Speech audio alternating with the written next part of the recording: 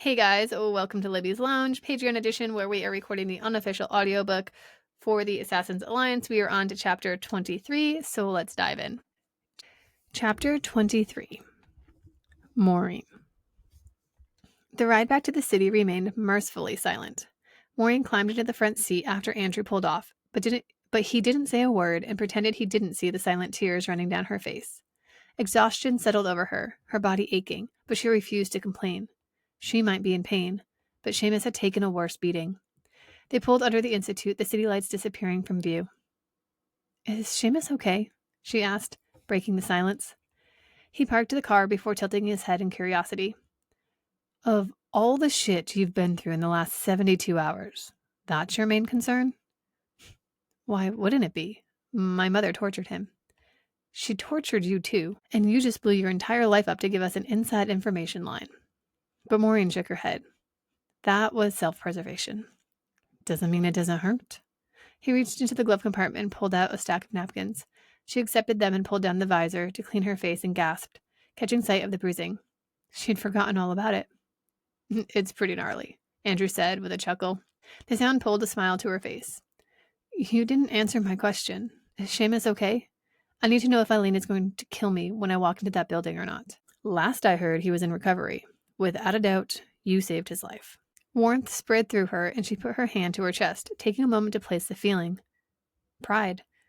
She may have killed some people, but they weren't good people, and she was able to save someone. "Is this what it's like?" she asked, looking over at him. The darkness settled around them, and she was glad he probably couldn't see her cheeks heating as she continued. "Saving people?" "Some of it," he said. "Most of it," he amended with a nod. "But what we do, it's better than what my father does. What Peter does. God, I know he's not my father, but I don't know that I'll ever be able to call him anything else." She brought her hand to the empty space at her throat and then dropped her head back with half a laugh. That was going to be a hard habit to break. Andrew's warm fingers brushed hers, and he took her hand in his. She turned her head to look at him, her heart picking up. He laced his fingers in hers and leaned his head back, too, closing his eyes. "What are you doing?" "Reprogramming," he said, head still tilted back. "What?" "Shh. Just close your eyes."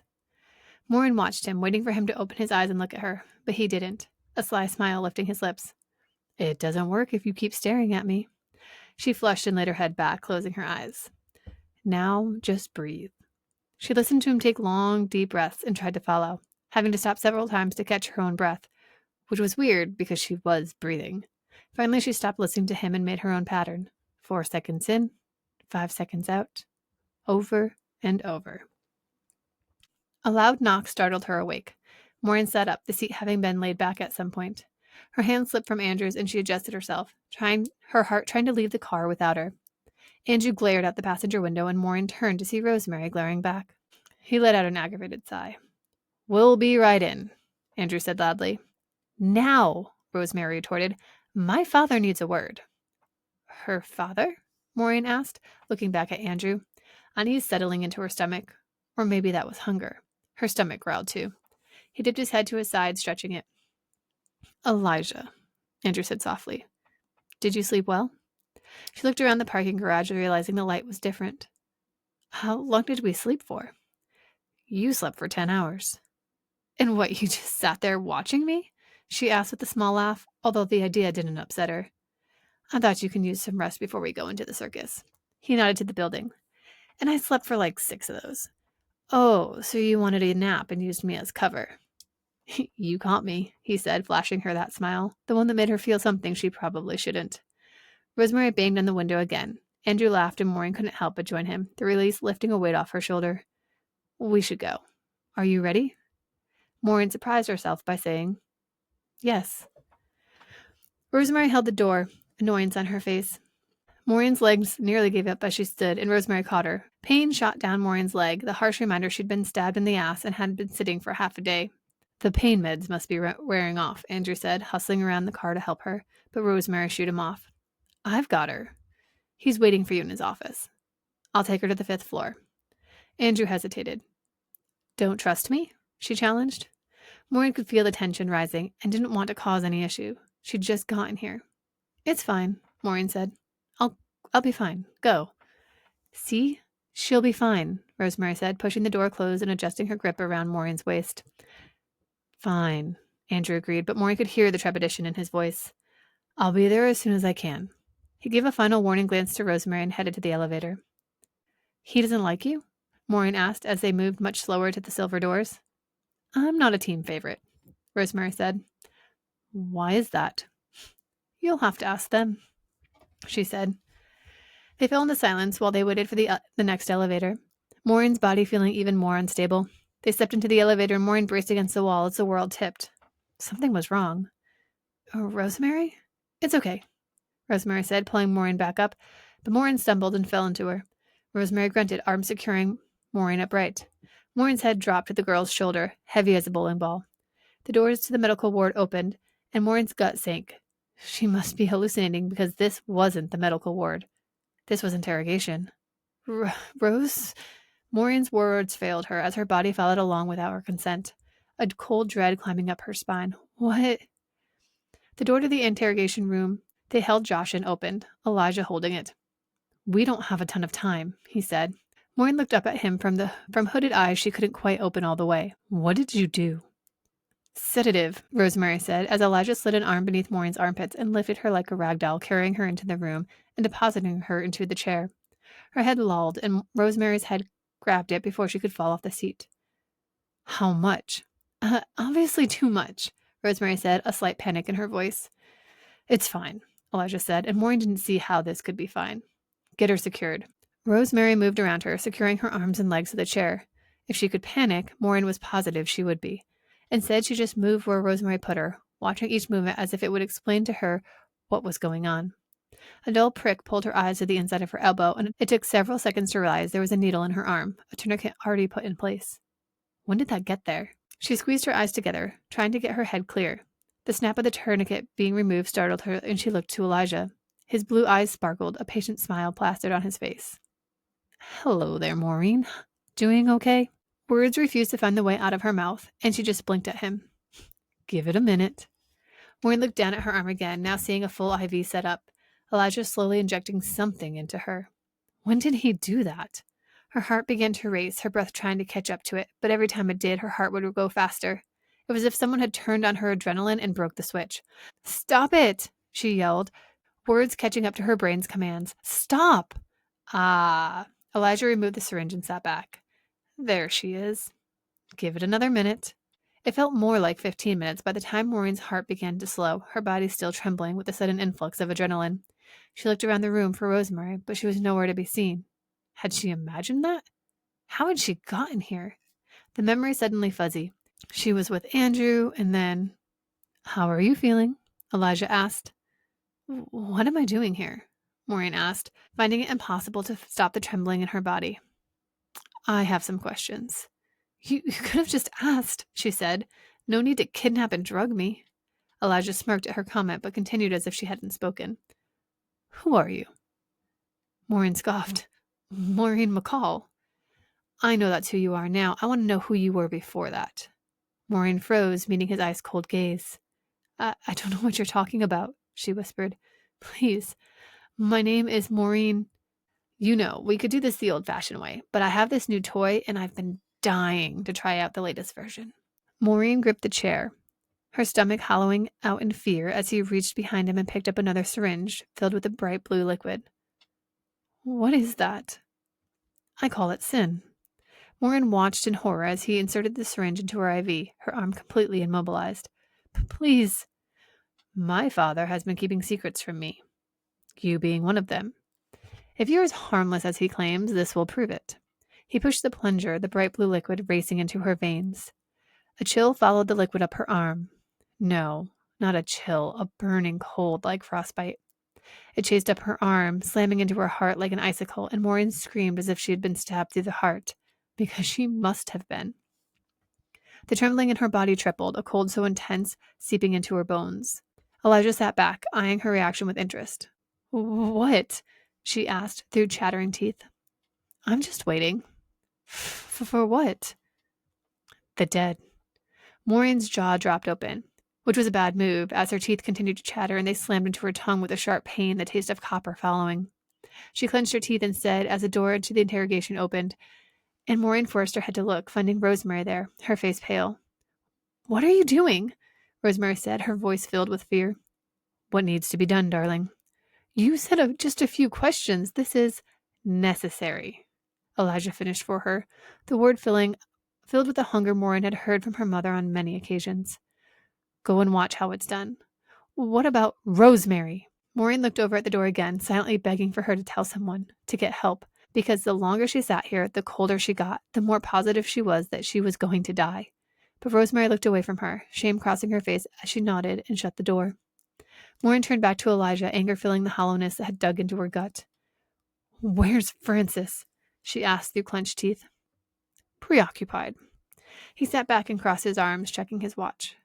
Movement pulled her gaze to the door, relief that maybe Andrew had shown up. But it wasn't Andrew. The man who she had killed stood in the doorway, his concave face pointed in her direction. Maureen let out a scream as the man walked forward, flesh hanging, bones showing, and brain matter falling in chunks from the top half of his face and head, yet somehow he could see her. Maureen strained against the bonds, the straps digging into her flesh. "Not so brave now, are you?" he mocked, squatting down in front of her. She pressed back into the chair as his bloody hand reached for her. "Don't touch me!" she screamed, unable to pull her eyes from him. "So you do have some ghosts." Elijah's voice cut through the noise in her head, and she looked over. How could he be so calm? The walking corpse was just inches from him. "If you answer my questions, they'll go away." He leaned forward, making sure he had her attention. He could keep it. She nodded, trying to ignore the dead man in her peripheral.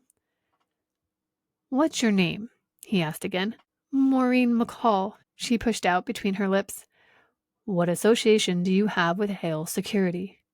Maureen's heart skipped several beats. "What?" she asked, buying herself a moment to think, her brain feeling like mud. "Hale Security," he repeated. "Tell him." Maureen's head snapped to the other side of the room, past the walking corpse, missing half his face, and to her mother, leaning against the wall. What the fuck? She was dead. Like, dead. Maureen knew that in her bones, but she was here, looking very much alive. "Aren't you going to tell him how mean I was to you? How unfair your life has been as a Hale?" "You're not real," Maureen said, blinking hard as if it would dissolve the hallucination. It didn't. "You're dead." "So is Half-Face over there. Doesn't change the fact I'm going to haunt you until the day you die, you traitorous bitch." The words stung, pulling a cry from Maureen's chest. "Leave me alone." "Who are you seeing?" "My mother." The words were out of her before she could stop them, and she slammed her lips together. Why did she say that? "And who else?" he asked. Her lips parted as if of their own accord. "The man I murdered." Elijah cocked an eyebrow. "Murdered? Do tell." Maureen bit into her lip, trying to keep her mouth closed. She couldn't tell him. Everything she and Francis had done, everything she'd sacrificed would be for nothing. But her words left her anyway. "He broke into our apartment, killed my aunt, and tried to kill me. I killed him first." "Interesting. What were they after?" Half-Face stepped into her view. "What did we want?" he asked, jaw moving, but with the top half of his face smashed in, it looked like some kind of broken puppet. Her stomach rolled, vomit racing up her throat, and without the ability to lean forward, the liquid landed in her lap. She gagged, dropping her head back. "Hale Security, Miss McCall," Elijah said softly behind her. She opened her eyes, Elijah staring down at her. "What did you do to me?" she demanded. "I've given you a truth serum with some very unpleasant side effects. What is your connection to Hale Security?" She had many connections to Hale Security. Dead daughter, liaison, an ex-girlfriend to an employee. They all fought to leave her lips, and she pressed them together, the chunks of vomit she hadn't gotten out burning her throat as she forced them back down. He said connection, singular. She wasn't a dead daughter, though. Olivia was dead. Maureen was very much alive. And liaison? She hadn't even started the job yet. "Ex-girlfriend," she forced out, picking her head up to spit the vomit she hadn't managed to swallow. "Clever." Maureen looked over at the new voice, already knowing who she would see Freddie. He sat on the floor, the knife still in his chest. He smiled at her, and even though he'd try to kill her, he didn't frighten her the way the other two did. "Good asset," her mother said with a smirk. "But shitty kid." Maureen glared, a dull pain registering in her hips, and she shifted. The pain sparked up her spine, and she screamed again, pulling against the restraints. Sucks, doesn't it? Fuck off, Maureen yelled toward her mother and pressed her eyes together, trying to bury the pain. But everything hurt, and she was so fucking cold. Ah, there we go. Now I can get some good answers. See, I would have bet daughter. What? Maureen asked, losing track of the conversation between her mother and the pain. Peter Hale had a daughter. Maureen felt the blood drain from her face and looked over at Elijah. She died, Maureen said. Everyone knows that. Elijah rounded to the chair, walking through the no-face corpse to stop in front of her. But I don't think she did. What does that have to do with me? Maureen asked, trying to focus on him, but Half-Face moved behind Elijah, tilting his head like Elijah, except when he did it, chunks of brain dropped from the open wound, making wet, goopy sounds as it hit the floor. Maureen stared harder at Elijah. Are you Peter Hale's daughter? He asked. Maureen looked over to her mother and laughed. Although yes begged to leave her mouth, Maureen clenched her jaw harder, never so grateful for her cheating mother. She looked back to Elijah. Am I Peter Hale's biological daughter? She asked between her teeth. Do you think I'd be strapped for torture in this fucking chair if I was? No, I'm not his daughter. Fucking DNA test me if you want to. The pressure to answer yes left her mind, and she let out a slow breath, shocked it had worked. Sin was a truth serum, but only if the fucking idiot asked the right questions. Elijah's face fell. Then what have you been doing there? I told you, Maureen said. I was dating one of the employees. Why was Seamus there? Seamus? I've never seen him at Hale Security, Maureen said, because she hadn't.